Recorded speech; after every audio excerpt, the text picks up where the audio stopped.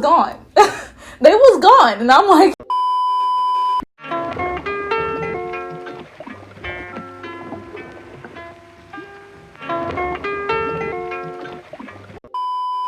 everyone, welcome back to my channel. If this is your first time seeing me, hey, how's it going? My name is Imani and this is my channel. This is my second video, so many of you guys don't know too much about me, but you know, on this YouTube journey you will find out more about me. So we'll become friends, I'll become familiar to you. Right now you're like, who is this girl talking to me saying welcome back to my channel? I don't even know her. Okay, anyway, as you guys might notice, I did dye my hair black. From my last video, it was like a reddish color, like a ginger color. I just wanted to go back black, but now it's too black, but I kind of like it. We'll see if it stays. Probably will, because I adapt. I don't care. As some of you know, I studied abroad last year in Seoul, South Korea at the University of Korea. I'm at Korea University. I was there for a few months and it was literally one of the best like half a year of my life. I encourage everyone to study abroad once in their life if they have the opportunity, and I will be making future videos about like the process that I went to obtain this opportunity. But right now I'm just gonna do a story time about a Korean club that I visited. It's kind of crazy, but we survived, and at the end of the day, that's kind of all that matters. Like, I could have died, we could have died, but you know, we're here. So I'm here to tell a story. So I'm about to tell a story. Yeah. Okay, many people might know there's a district or like a part of town in Seoul called Gangnam, and it's kind of like a richer neighborhood. Like, if you know the song Gangnam Style, it comes from that. It's a richer part of Korea. More celebrities, I guess, live there. I don't know, I haven't seen a celebrity there because I only went once, because it's also a place where people say not too many foreigners typically go, and there's reasons for that. Okay, so one of my friends, she's actually my roommate. I might have videos with her later so we could tell like stories together because it's hilarious.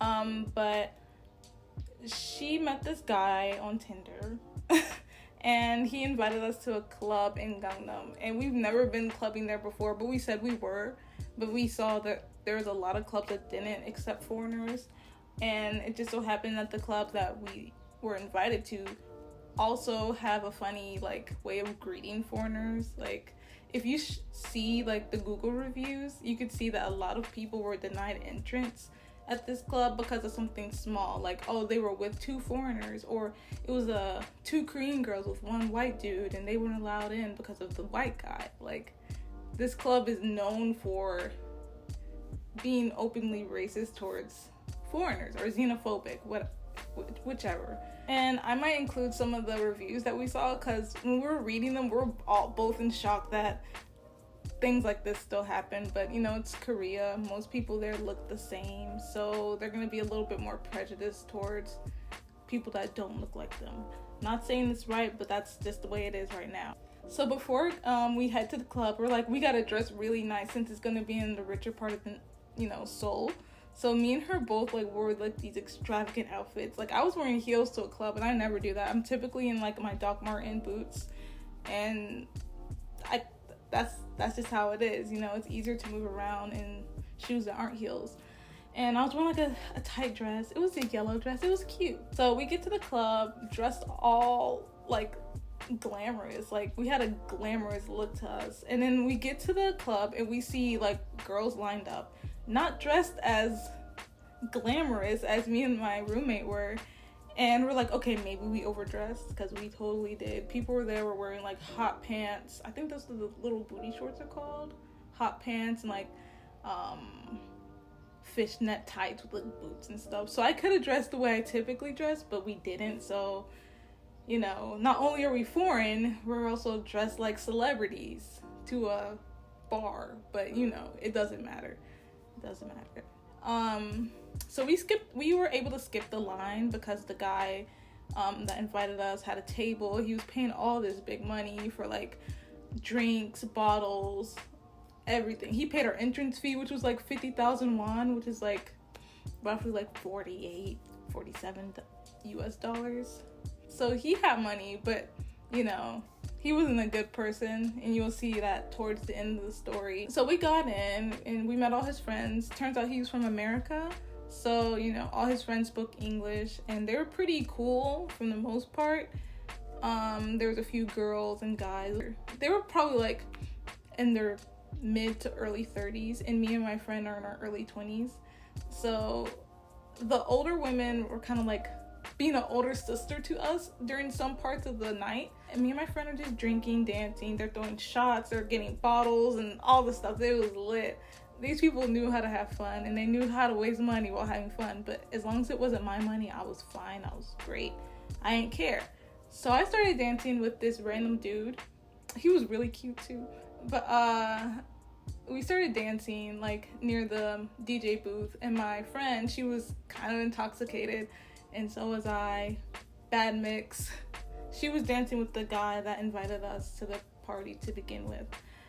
And we're having a good time, you know, dancing, drinking. And then my friend, my roommate, told me that she had to use the restroom. And she's probably about like maybe 5 inches taller than me. And then she was wearing heels on top of that. So I'm 5 foot and she's probably like 5'7" at this time, like drunk, can't really stand, can't really walk in her heels. So I had to like anchor her into the bathroom. So I kicked my heels off. I told the guy that we were with to watch my shoes, like while I'm helping her use the restroom. And he said he will. And, you know, I help her use the restroom. Everything's fine. Everything's dandy. She washes her hands. I take her back to the booth that we were all at, and I ask him, where are my shoes? He looks me dead in the eye and he says, oh, I think they threw them out.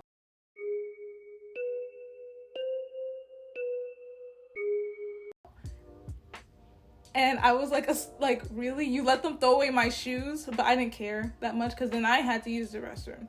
So immediately I told him, yo, watch my friend. I'm just going to go to the bathroom real quick, you know, don't go anywhere. And if you go, the battery's dying.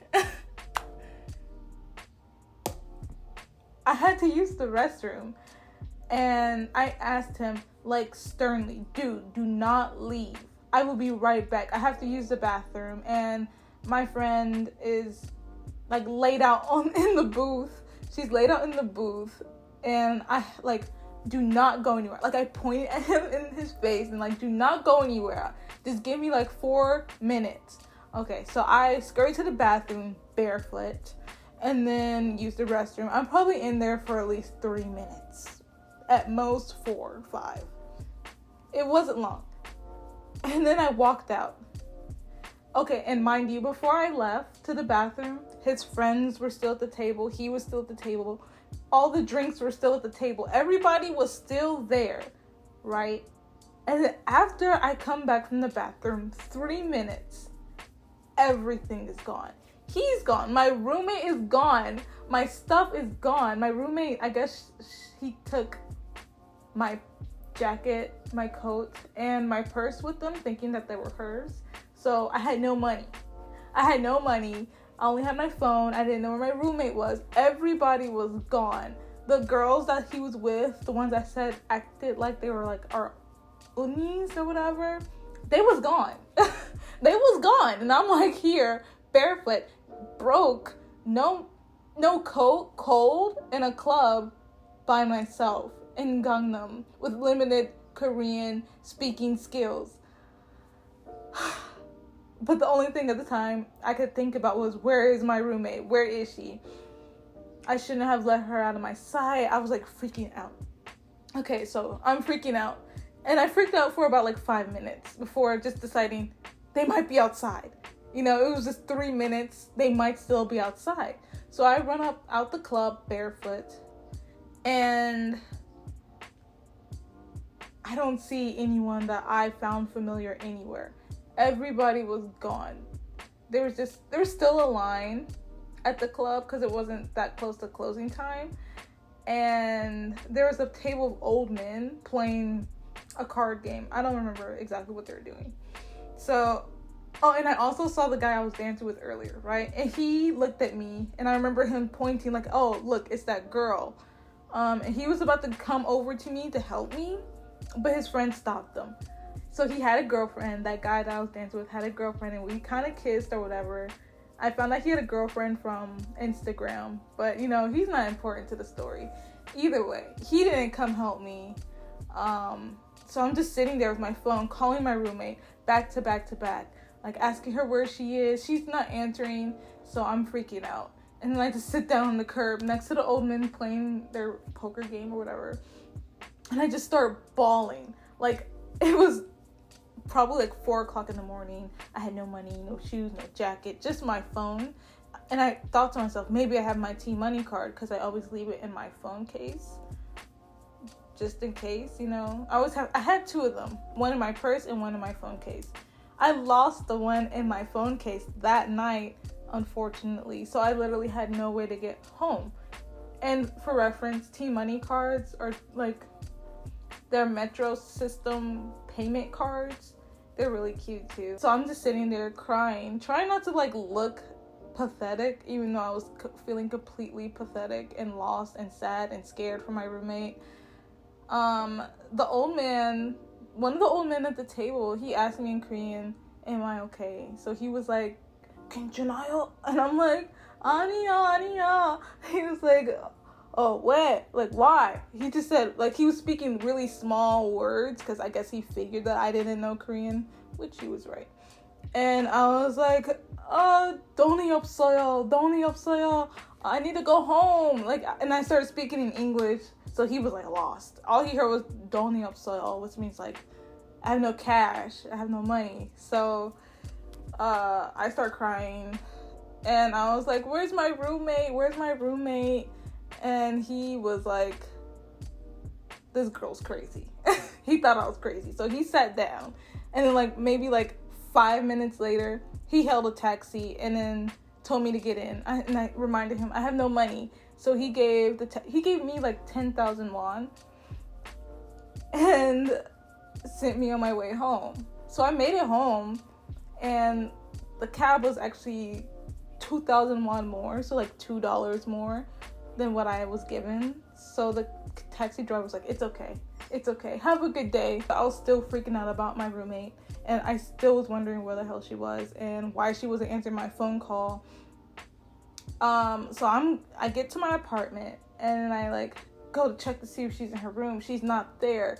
So I'm calling more. Eventually she answers, and she's like, "I'm at my friend's house." Come get me, pretty much. I'm at my friend's house, come get me.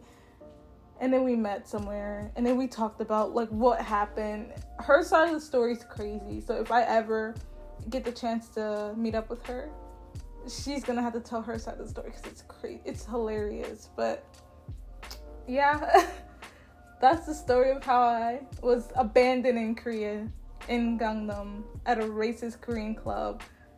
I have way more stories to come. This one is just probably the craziest. The one that I'm like, wow, we survived that. So that sums up the story. Thank you guys for watching. I hope you found it interesting. It was definitely weird, but you know, we survived at the end of the day, so I get to tell the story. I hope you guys enjoyed it. If you like more content from me, please feel free to share, subscribe, comment, like, follow me on social media. It's fun, it's free, you know, just if you feel like it. Yeah, I guess that's it. Thanks for watching. See ya.